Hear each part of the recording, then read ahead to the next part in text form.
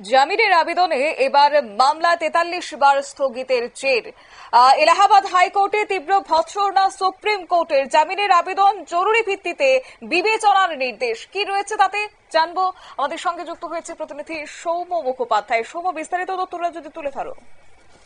দেখো, যেটা জানা গেছে যে উত্তরপ্রদেশের এক বাসিন্দা, তার নাম হচ্ছে রামলালা। সে ৩.৫ বছর আগে সিবিআই এর একটি মামলায় গ্রেফতার হয়েছিল এবং তারপর থেকে সে ৪৩ বার এলাহাবাদ হাইকোর্টে জামিনের জন্য আবেদন করেন, কিন্তু প্রতিবারই তার জামিনের আবেদনের মামলাটা আদালতের তরফ থেকে স্থগিত করে দেয়। এরপরে বাধ্য হয়ে সে গত ২৫শে আগস্ট সুপ্রিম কোর্টের প্রধান বিচারপতি বি.আর. গগৈ এবং বিচারপতি এম.বি. আঞ্জরিয়ার ডিভিশন বেঞ্চে আবেদন করে। তারপরে উভয় পক্ষের সওয়াল জবাব শোনার পরে ডিভিশন বেঞ্চ এলাহাবাদ হাইকোর্টকে তীব্র ভর্ৎসনা করেছে।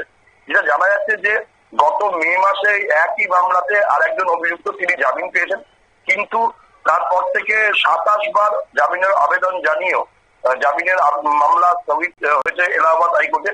এরপরেই রামলালা বলে ওই ব্যক্তি সুপ্রিম কোর্টের দ্বারস্থ হয় এবং তারপরেই সুপ্রিম কোর্ট এলাহাবাদ হাইকোর্টকে রীতিমতো ভর্ৎসনা করে বলেছে যে ব্যক্তিগত স্বাধীনতা সম্পর্কিত বিষয়গুলি আদালতের উচিত জরুরি ভিত্তিতে বিবেচনা করা।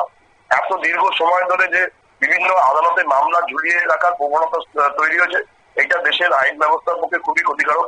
বিচার বিভাগে যদি এইভাবে মানুষ দিনের পর দিন অবহেলিত হয়, তাহলে সাধারণ মানুষের বিচার বিভাগের প্রতি আস্থা উঠে যাবে। তাই এই জিনিসটা না করে জামিনের আবেদন সেটা জরুরি ভিত্তিতে শুনানি করা উচিত। এবং কেন ৪৩ বার এইভাবে তার জামিনের আবেদনের মামলা স্থগিত করা হয়েছে এবং কেন গত কয়েক মাসের মধ্যে ২৭ বার জামিনের মামলা স্থগিত করা হয়েছে তা নিয়ে বিস্ময় প্রকাশ করে সুপ্রিম কোর্ট এবং বিষয়টি খতিয়ে দেখার আবেদন জানিয়েছে এবং ওই অভিযুক্ত জামিনও মঞ্জুর করেছে। ফলে ৩.৫ বছর বাদে অভিযুক্ত জামিন পেয়েছে। ধন্যবাদ। অর্থাৎ প্রায় ৩.৫ বছর জেলবন্দি জামিনের আবেদন করেছেন, কিন্তু সেই মামলায় একের পর এক স্থগিতাদেশ, একবার নয় দুবার নয় প্রায় ৪৩ বার বারবার জামিনের আর্জি মামলা স্থগিত করার পরই এলাহাবাদ হাইকোর্টকে তীব্র ভৎসনা করেছে সুপ্রিম কোর্ট।